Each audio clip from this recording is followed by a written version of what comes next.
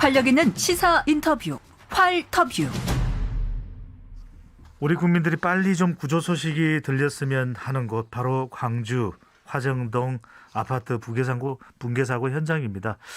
아직까지 실종자를 구조하지 못하고 있는 상황인데요. 많은 전문가들은 이번 사고가 정말 인재다 이런 이야기들을 하고 계십니다. 과연 무엇이 잘못이었는지, 앞으로 이런 붕괴 사고의 예방을 위해서는 어떤 노력이 필요한지 매일안전신문 대표이시고 한국안전전문가협회장이신 이송규 기술사님과 함께합니다. 이 회장님 어서 오십시오. 네, 안녕하십니까. 반갑습니다.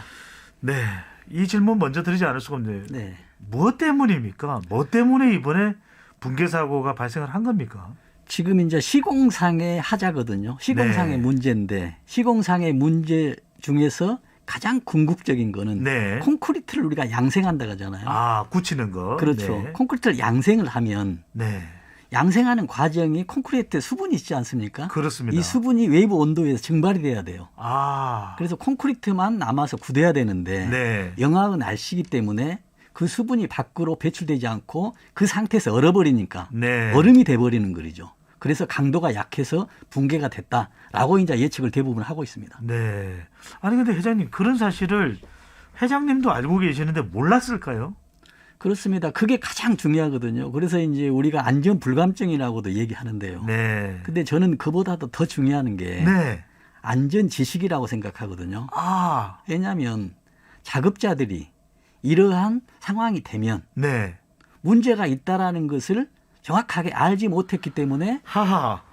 작업 중지권이나 대피를 하지 못했다는 얘기입니다. 아. 그래서 저는 안전 불감증도 중요하지만 네. 안전에 대한 지식이 중요하다고 생각하거든요. 아하. 예를 들어서 2020년도에 이천 냉동창고 그 신축 현장에서 38명이 사망했지 않습니까? 지난해요. 네. 그런데 그 상황에서도 우레탄 작업을 하는 그 옆에서 네. 용접 작업을 하면 폭발한다는 사실을 하하. 몰랐기 때문에 작업을 하고 있는 겁니다.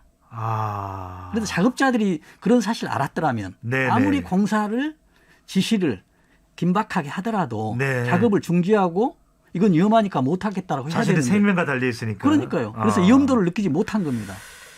그래서 너무 안타깝습니다. 안전에 앞서서 안전 지식이 더 중요하다는 말씀을 또 강조해 주십니다. 자, 하나하나 짚어보겠습니다. 하도급 문제를 이야기하고 있는데 네. 먼저 회장님, 하도급 관련해서는 어떤 문제점이 있었나요? 지금 우리 대한민국의 건설업 그 과정에서 하도급 네. 문제가 제일 저는 중요하다고 생각합니다. 아하. 가장 문제가 있다고 생각해요. 네. 왜냐하면 어떤 건설 공사로 수주를 받잖아요. 네. 그러면 50억이면 A 업체가 B 업체로 다시 하청을 줍니다. 네. 1차 하도급이 이루어지죠. 그러면은 넘길 때 한 10%는 이윤을 받아야 되잖아요. 네. 그래서 한 45억이나 40억이 넘깁니다. 아. 그러면 또 2차는 또 3차에 넘길 때 1, 20% 이익을 보고 계속 네. 넘어가거든요. 저는 그래서 이걸 다단계 하도급이라고 합니다. 그래서 그래서 작년에 그 6월 달에 똑같은 지역에서 철거 과정에서 네. 현대산업개발이 할 때 붕괴 사고가 나가지고 9명이 사망했잖아요. 이때 당시에 다단계로 가서 네. 첫 번째 건설 금액에 시공 금액의 7분의 1 수준으로 작업을 하게 된 겁니다. 60억 공사였는데 다단계로 넘어가서 20억도 안 되는 금액을 하고 있어요. 아니 근데 회장님, 이런 거 법으로 못하게 안전이 더 중요하고, 사실 이거는 대형 건설 시공사가 1억만 빌려주는 셈이죠. 이거 못하게 하면 안 되나요? 그러니까 제도가 그렇게 안 돼 있어요. 하하. 그래서 제도 개선이 꼭 필요하거든요.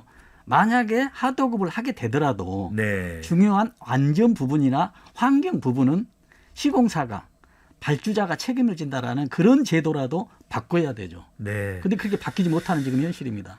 적정 가격에 제대로 된 하도급이 꼭 필요하다면 적정한 단계까지만 그렇죠. 하도급이 이루어지고, 왜 이런 게 안 될까요? 자, 방금 전에 또 회장님 강조해 주셨던 안전 불감증, 안전 지식도 중요하고 안전 의식, 왜 중요합니까? 그렇습니다. 어떤 내용일까요?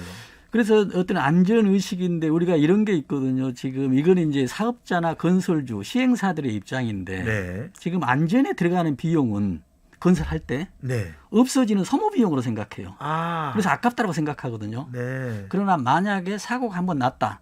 그 이후에 복구 비용을 생각한다면 안전 비용은 수백 배 1, 수천 분의 1도 안 되거든요. 그러니까요. 그래서 안전에 들어가는 비용은 네. 소모 비용이 아니라 투자 비용이라는 어떤 의식 전환이 꼭 필요한 지금 순간입니다. 하하. 네. 특히 이제 안전 의식도 중요하겠죠, 회장님. 네, 그렇습니다. 네. 자, 무엇보다도 이번 네, 많은 청취자분들 지금 또 분노의 문자, 또 염려의 문자를 보내주고 계십니다. 3369님, 우리나라의 안전 불감증 정말 심각합니다. 2848님, 너무 무섭네요. 이런 일들은 옛날 이야기인 줄 알았는데 요즘 시대에 이런 일이 생각보다 자주 일어나다니 꼭 실종자를 구조하면 좋겠습니다. 916님, 너무 안타깝습니다. 빠른 시일 내에 구조해야지요. 일하러 왔다가 무슨 날벼락입니까? 그런데 네네. 안전 지식이 중요한데 뭐 일반 작업자들은 또 몰랐을 수도 있습니다. 그러니까 하청업체 근로자들은 그렇죠. 모르죠. 자, 이 대목에서 회장님 정말 중요한 게 감시자 바로 감리업체가 네. 이거 안 됩니다. 그렇죠. 이거 좀 위험해요. 안 됩니다. 그렇습니다. 이게 왜 안 된 겁니까?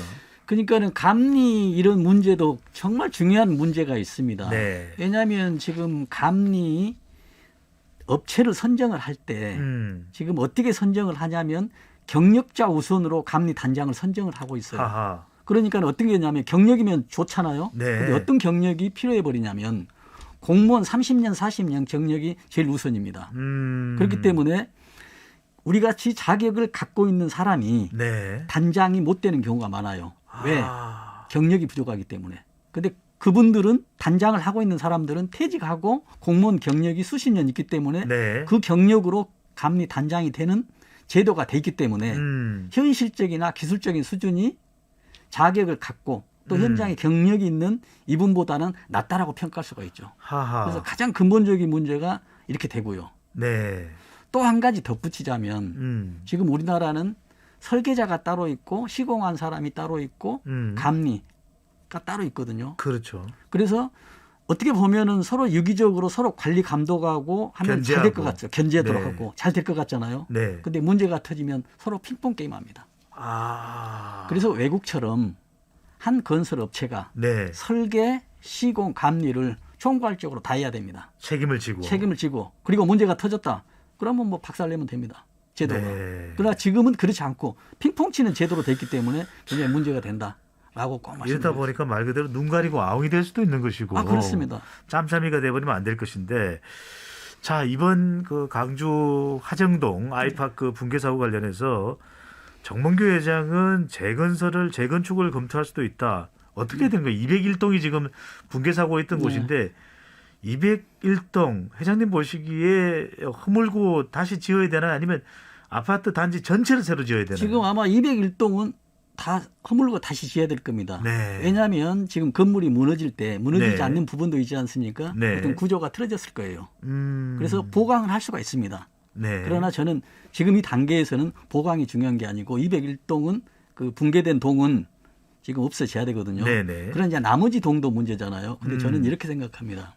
현대산업개발이 그동안은 최대 명성을 가지고 있습니다. 네. 우리 대한민국뿐만이 아니고 해외에서. 그러나 이런 명성이나 기술들은 하루아침에 이루어지는 게 아니고 수십 년 동안 네. 이루어졌는데 이번 한 사건으로 인해서 모든 게 지금 거품이 되고 있거든요. 그러니까요. 그래서 장기적으로 보더라도 정말 이번에 있는 단지는 정말 철거를 하고 다시 새롭게 재건축하는 것이 네. 어떤 환골탈태의 어떤 의미로 새롭게 시작해서 제로베이스에 시작하는 게 더 좋지 않냐. 회장님 보시기에는 붕괴된 건물뿐만 아니라 이미 지어진 다른 단지도 다시 다 허물고 새롭게 해야 되죠. 그래서 환골탈태해야 됩니다. 실제 그렇게 할 거라고 보십니까? 어떻습니까? 아마 경제적인 논리로 보면 그렇게 안 할 것 같죠. 네. 그러나 무형의 가치, 장기적인 가치로 보면 그렇게 해야 되죠. 알겠습니다. 자, 지금 건설업 현대 산업개발에 건설업 말소를 할 수도 있다 이런 또 이야기까지도 거론되고 있는 상황인데, 자, 이번 사태를 보면서 회장님 보시기에 지금 안전 지식 문제도 뭐가 제일 중요합니까? 앞으로 이런 일이 두 번 다시는 없어야 되잖아요. 그렇습니다. 지금 가장 중요한 거는 안전 제도도 부실합니다. 네. 그러나 안전 제도만으로 안전을 보장할 수 없어요. 안전은 국민과 함께 가야 됩니다. 네. 모든 국민이 함께해서 안전 의식을 갖는 게 가장 중요합니다.